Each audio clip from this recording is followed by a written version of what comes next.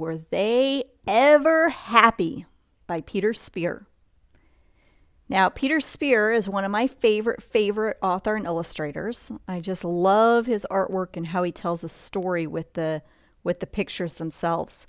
And I have one other book in this playlist. It's called Bored, Nothing to Do, and it's about twin brothers who build their own airplanes. So you might want to check that one out too. So you can see these first pages have some artwork that will give us an idea of what might be coming.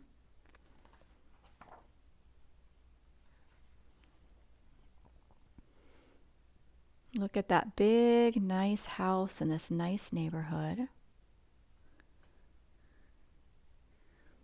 And here's the family, the characters in this story.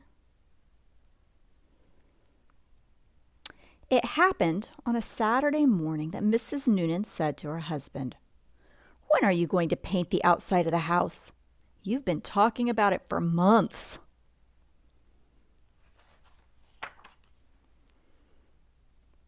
After breakfast, Mr. and Mrs. Noonan left for a day of errands.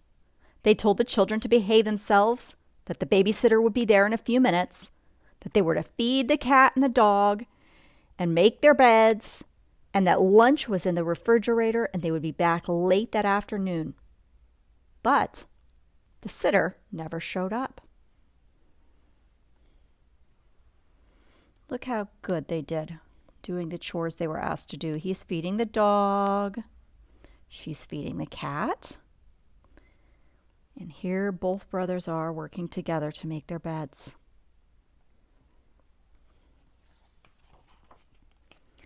I do not know who thought of it first, but there was plenty of paint in the garage.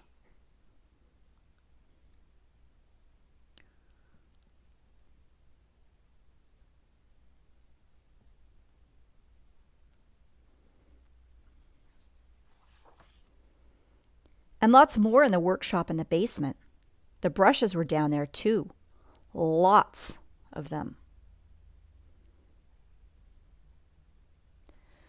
Now, the part of the country where I live, we don't have basements. All of our houses are built on concrete slabs. But a basement is kind of like a cave or a room under the house. And you can see there's a window right here. And that's from outside, that's right at ground level. So the rest of this is underground. You've got a heater here that heats the whole house. You've got an extra room that's down underneath, and you can see they have their washer and dryer down there. Or maybe just a washer as well. The long aluminum ladder was in the garage. The short step ladder in the pantry. Look at that. Oops. And after all, what more do you need to paint a house? That is a lot of paint. A lot of colors. The woodwork goes pretty fast. I like this blue. Lovely yellow. Windows are a pain to do.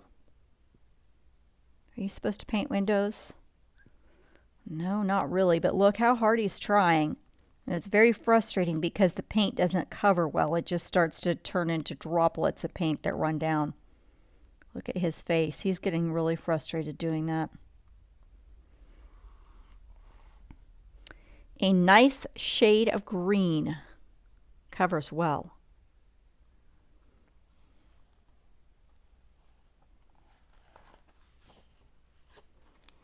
Oops, clumsy. Butterfingers.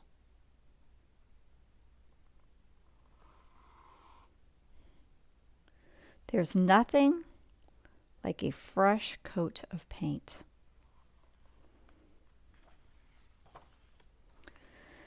The can is empty.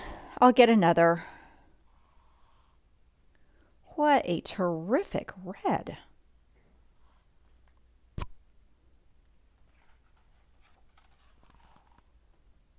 Neat job. Shutters are pretty tricky to do. Look at this.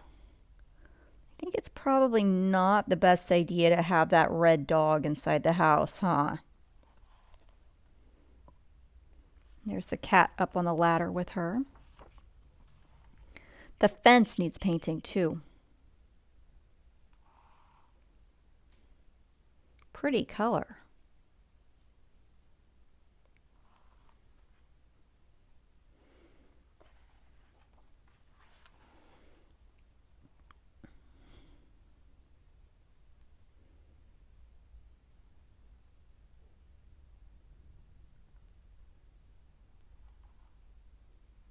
Gosh, it took a lot of paint. All done. Now let's clean up.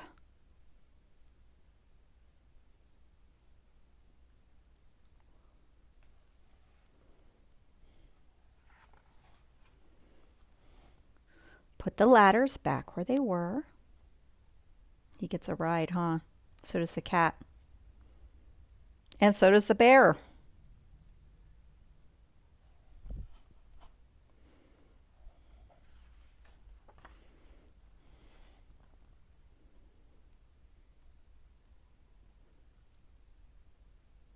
Clean the brushes. I would not want to clean that bathroom.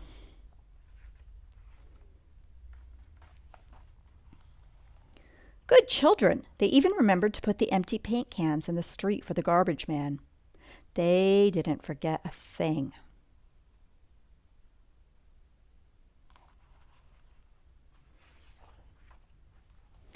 Sure looks swell. Won't they be happy when they come home and see what we've done? Look how proud they are of their work. They are really happy and they got themselves all cleaned up. But now let's look at what the neighbors look like. What do you think the neighbors think about this? They kind of look maybe a little bit surprised to me. He likes it, the boy with the dog.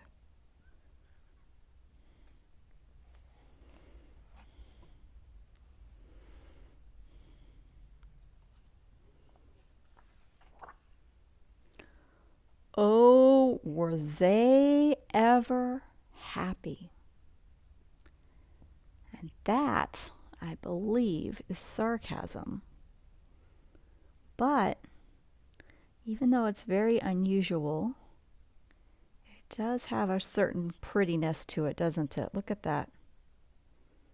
Kind of looks like a tie-dye or something like that. It's just beautiful. But kind of unusual, and I don't think most people would want to live in a house that was painted like that.